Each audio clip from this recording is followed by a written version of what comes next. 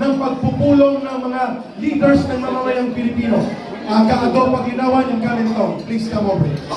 Lahat ng speakers mamaya. And then, please don't leave. We will have a picture taking Pati sa lahat. documentation. Iaanuso ko lang po ngayon sakali na itong ating pinaus, itong araw na to, dito po ay gagawin din po natin sa Cebu sa 9 ng Agosto.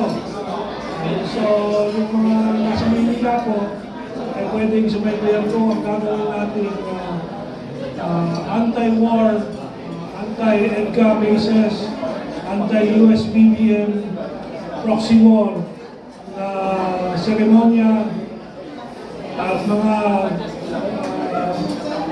kalapati at question and answer. Kasama po natin si Amy Ugalgot. Kanina na naputol po sa internet but she will be with us along with other Cebu luminaries na magpapaliwanag po dyan sa issue. Kaya magkakaroon din po ng pocket rally po sa Cebu itong Agosto 9. August 9. At sa binabalak po natin sa Cagayan de Oro naman sa September o Oktubre dahil sa Mindanao dahil meron din po US bases po doon. So, yes, please. August 9 po, Cebu, and then Mindanao, September. Thank you, Kamintong, and maraming salamat, Kaado, pag ginawa. Ma'am Lorraine. Meron lang akong gustong sabihin. Teka, sorry.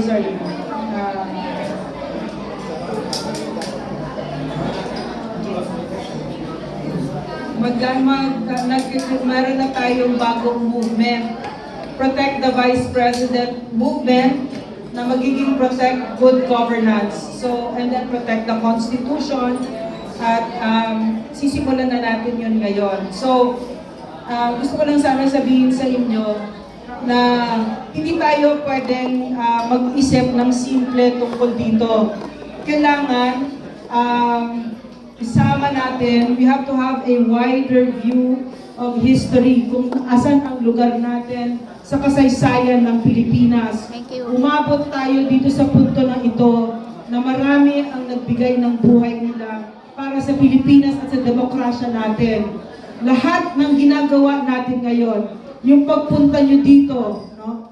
At pakikipaglaban para sa Pilipinas, lahat ito ay may epekto para sa mga apo, at ang saling lahing Pilipino. Hindi natin ito pwedeng pabayaan, lalo na ngayon, digital age. Mapapanood ito ng mga anak natin, mga apo natin, wala na tayo. At pag nangyari ulit ito, kasi maraming Marcos, hindi mamumupusan ang Marcos sa kasaysayan ng history ng Pilipinas. Ibig ko sabihin ng Marcos, mga magnanakaw, mga walang pakialam, nandyan lang para magnakaw at para sa sarili nilang kapakanan, mga public servants. Pero dapat sisiguraduhin natin na ang salinlaing Pilipino, mga anak natin, ay magiging katulad ng mga magagaling na mga public officials na nakita natin na totoong nagsisilbi ng bayan. At pag pinanood nila ito, makikita natin at ipinapakita natin sa kanila paano ipaglaban ang Pilipinas at paano mahalin ang ating bansa.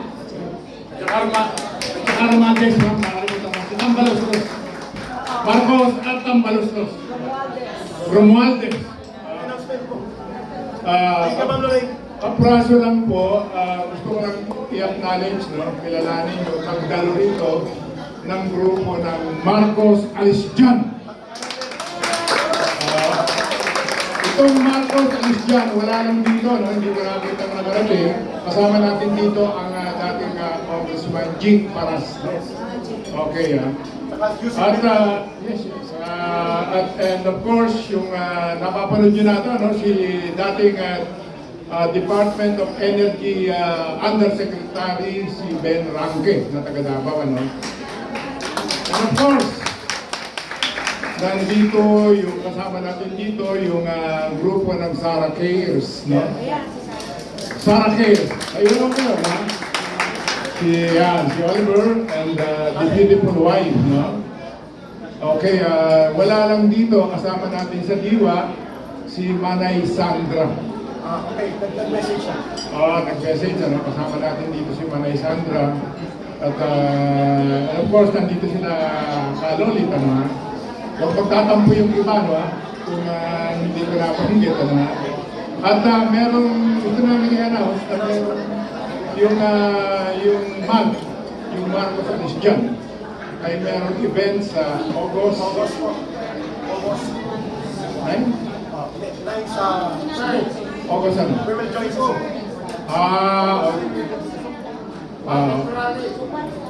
Okay. Okay na. Maraming salamat sa kilusang pagbabago ng kasaysayan para sa kabutihan ng mamamayan. Ka Peter